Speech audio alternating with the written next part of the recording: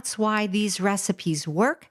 And that's why they're so good, because you're just not combining ingredients and throwing it into an ice cream maker.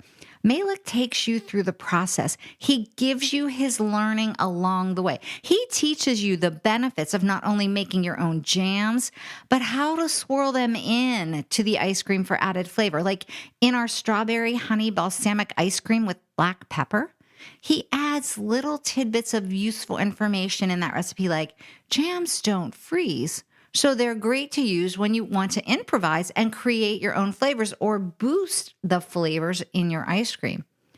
And he does the same thing with the freckled woodblock chocolate ice cream and the Meyer lemon blueberry buttermilk custard. He teaches you his tricks of the trade, the tricks that he has paid the price over the course of his career learning.